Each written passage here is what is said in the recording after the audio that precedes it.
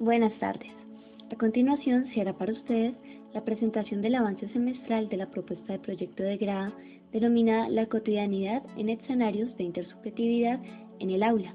miradas de maestros desde la política pública. Empecemos. Es en el devenir investigativo del proyecto Configuración de un nuevo horizonte de sentido sobre la cotidianidad de la infancia, en el cual se ejerce el rol de monitoría y a reflexionar desde el quehacer cotidiano, que nace una inquietud acerca del sentido que se le da al niño como sujeto partícipe de su propia realidad y sujeto de derechos, queriendo validar entonces las acciones de la vida cotidiana de la misma infancia, desde implicaciones más profundas, desde la reflexión de estas mismas en el marco de las políticas públicas para la primera infancia, poniendo en cuestionamiento si estas políticas, además de estar reglamentadas, están siendo aplicadas en el ámbito de primera infancia. Ahora, ¿por qué políticas públicas?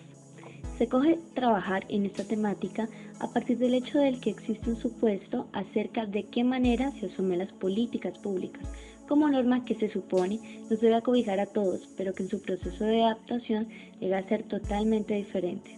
Es frente a esto entonces que decidimos abordar esta problemática desde una mirada implicada a las cuestiones de la vida cotidiana en el escenario de intersubjetividad del aula, buscando entonces discutir la estandarización que genera la escuela, con miras a que se aproveche más el encuentro humano y las experiencias diarias con las que los niños y niñas se desenvuelven, promoviendo una interacción social llena de sentido y significancia.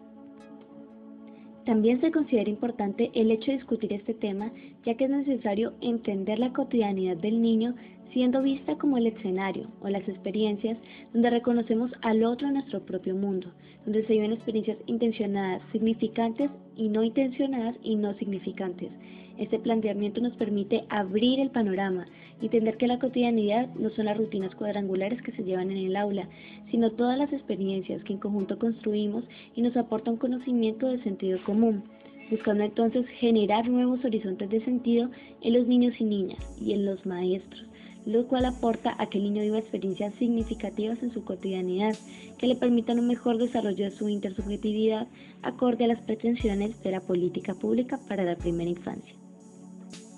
Se hace necesario entonces discutir sobre la forma en cómo el maestro entiende la cotidianidad y establece vínculos y relaciones entre eso que se hace y lo que se dice, hablando a nivel político y educativo, rescatando las posturas de los maestros, donde se valida al niño como sujeto de derechos desde su integralidad y autonomía, teniendo en cuenta sus necesidades e intereses,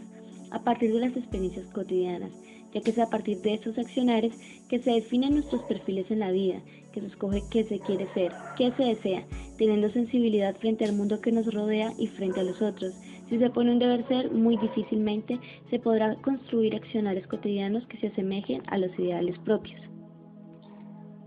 Es por tanto relevante ver al niño desde un todo y no desde la nada, la infancia de una manera más integral y al maestro como sujeto posibilitador de nuevas, enriquecidas y múltiples experiencias, diseñando e implementando un sistema para la formación del talento humano, siendo el marco de los derechos de los niños el pretexto para reflexionar y determinar acciones desde una noción más amplia y holística, que la estructura que soporte las miradas tenga relación con la política pública y la intersubjetividad, y afronte problemáticas específicas de grupos particulares y que aporten la construcción de una sociedad más inclusiva en rasgos democráticos que celebre y promueve el desarrollo humano.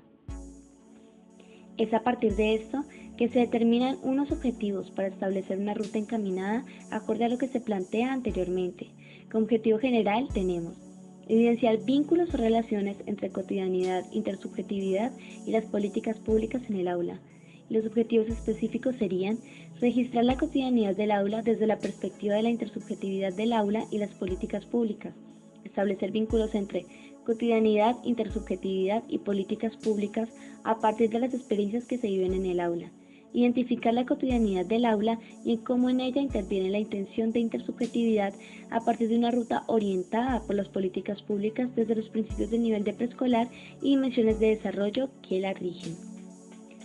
Es de esta forma que para ir en una línea constructiva, pero a la misma vez contundente, se hace necesario el situar las terminologías político, público, política pública, para entenderlas desde diversas perspectivas y la terminología cotidianidad e intersubjetividad en condición de saber si se relaciona o no con las terminologías planteadas anteriormente.